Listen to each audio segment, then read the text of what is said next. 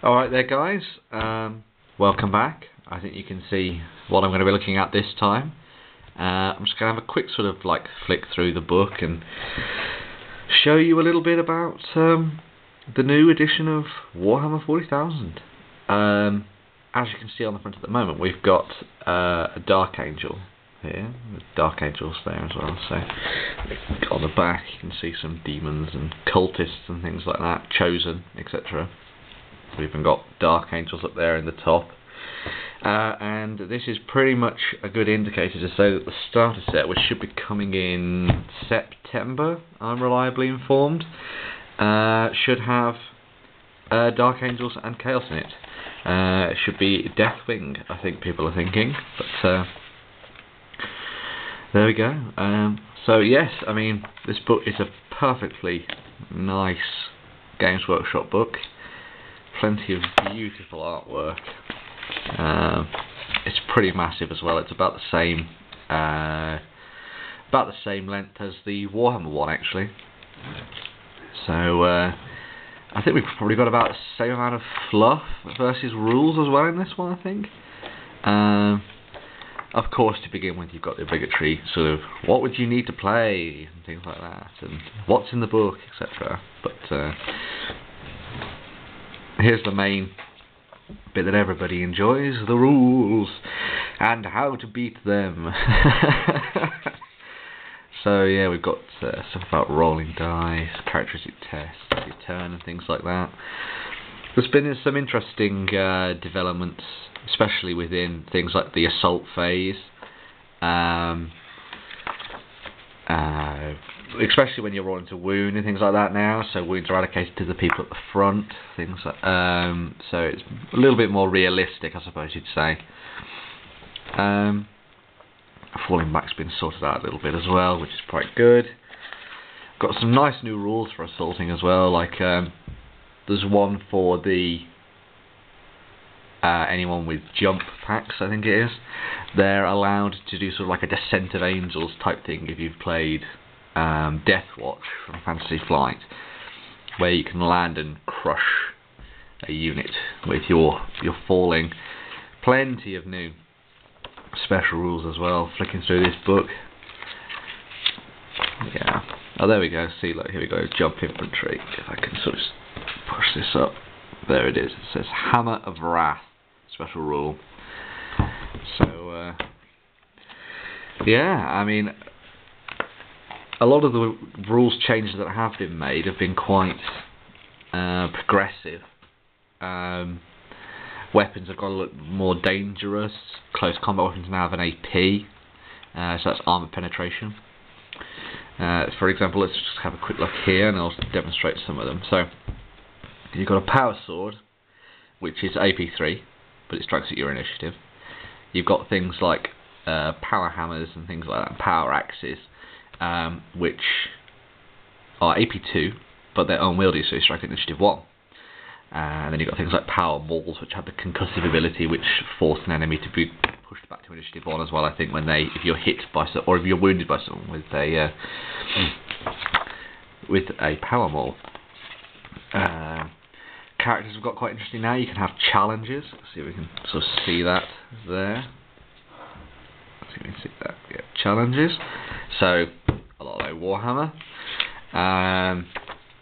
Psychic powers have expended now as well, and you've got things like you've got different sort of classes and laws, I suppose you'd say, if you were a fantasy player, for psychic powers. They've not been too well received, and people don't seem to be really taking them as great, and they're sort of sticking to their own codex specific ones at the moment. But certainly something to look at, and I bet tournament players out there are going to really sort of get to grips with this and fiddle with it.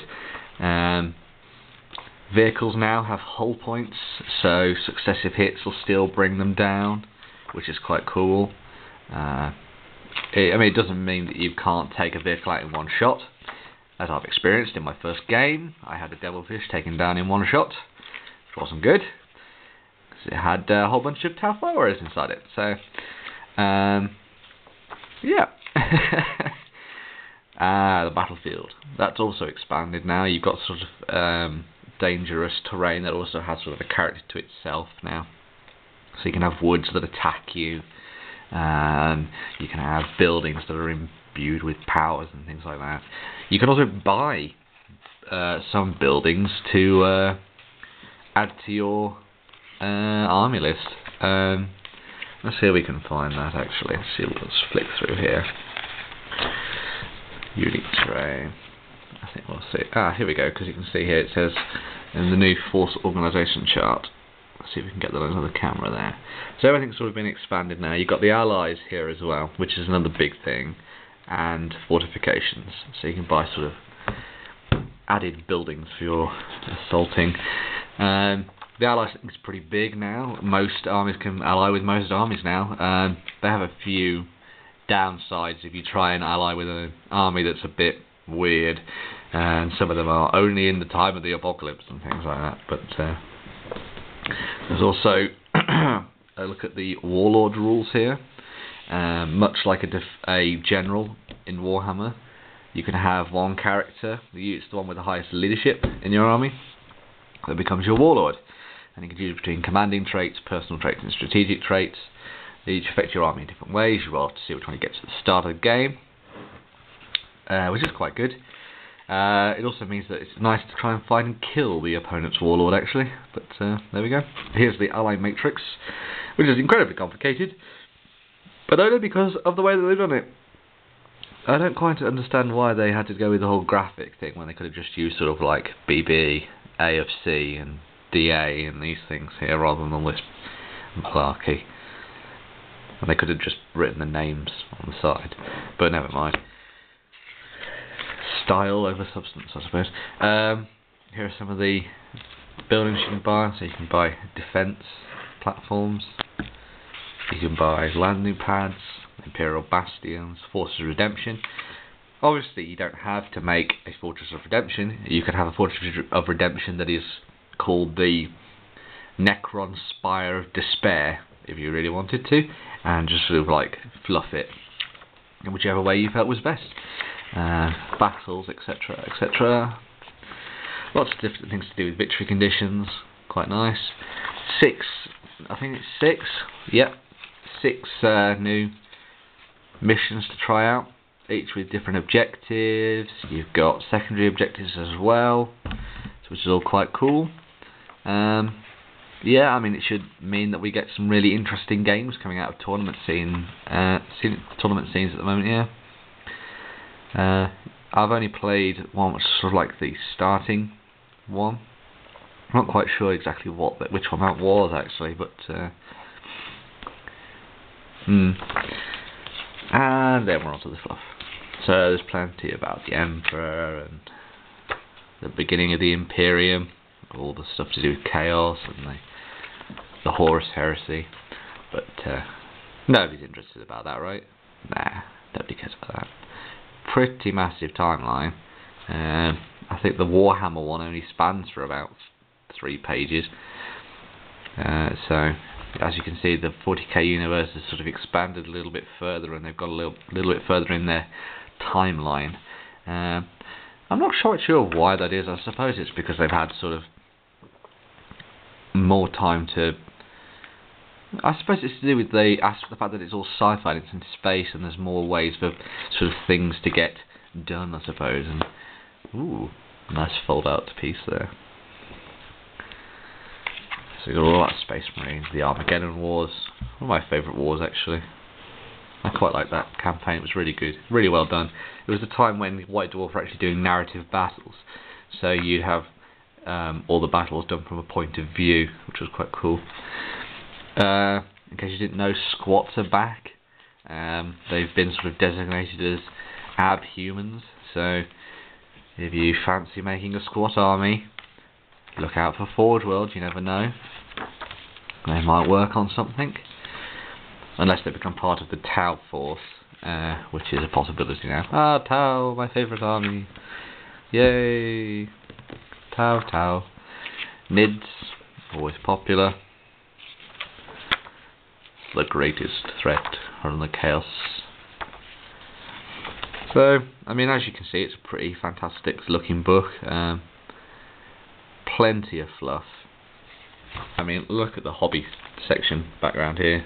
This is all about hobbying, fighting battles, painting miniatures, showing them all off as well. I mean, that's pretty impressive for, what you get. I mean, once again, you've got to realise that it's, 45 quid or whatever for this.